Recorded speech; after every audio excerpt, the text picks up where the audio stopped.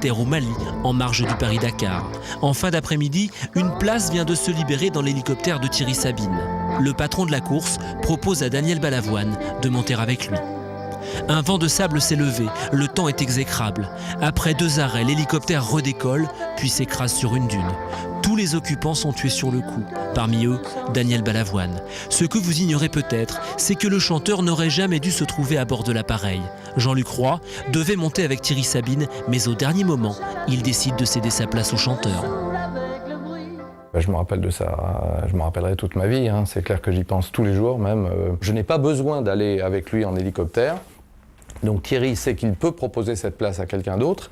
Et bien sûr, on pense tous les deux à Daniel, donc il est convenu que Daniel va monter dans l'hélico, quoi.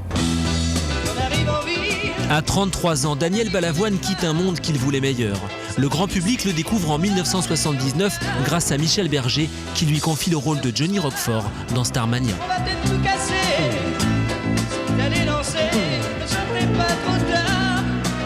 Au même moment, Daniel Balavoine compose et interprète son premier grand tube, Le Chanteur.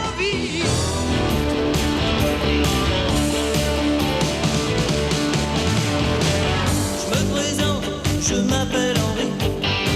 Un titre prémonitoire. Balavoine y évoque les ambitions d'un jeune homme qui rêve de devenir une superstar.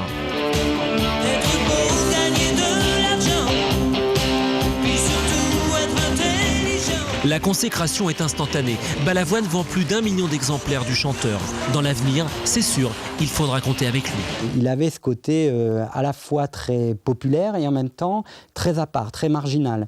Et tout de suite, je pense que les gens l'ont identifié comme quelqu'un de volontaire, de déterminé, de rageur. Un homme bien dans son temps qui, malgré sa notoriété, garde les pieds sur terre. Balavoine n'est pas un chanteur à minette. C'est un homme qui chante ce qu'il vit et surtout ce qui le révolte, comme dans Mon fils, ma bataille.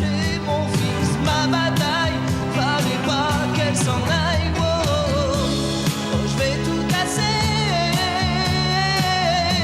Si vous touchez aux fruits de mes entrailles, fallait pas qu'elle s'en aille. 5 ans plus tard, autre chanson, autre combat, celui de la tolérance, avec la Ziza. Laisse glisser les mauvais regards qui pèsent sur toi.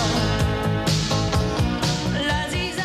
Je pense que Balavoine savait que par le biais de la chanson ou de la pop musique ou de la rock musique, on pouvait énoncer des idées et faire peut-être un petit peu bouger le monde, ce qui était son utopie.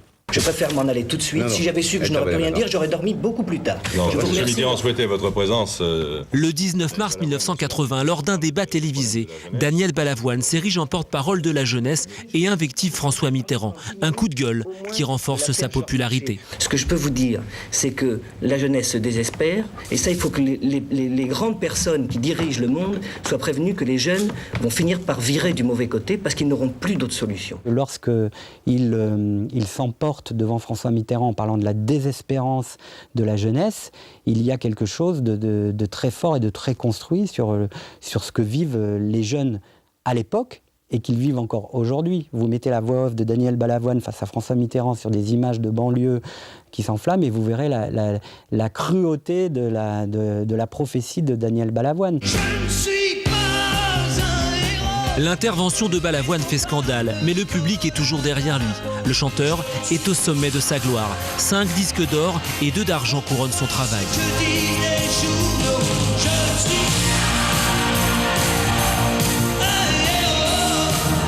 En 1983, Daniel Balavoine participe au Paris-Dakar.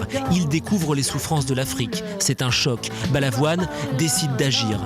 L'idée est simple, acheminer des pompes à eau pour irriguer les terres. À 33 ans, l'homme qui voulait être utile touche enfin son but. Mais il n'aura pas l'occasion d'en faire plus. L'Afrique qu'il aimait ne lui en laissera pas le temps. Pour gagner un chèque de 5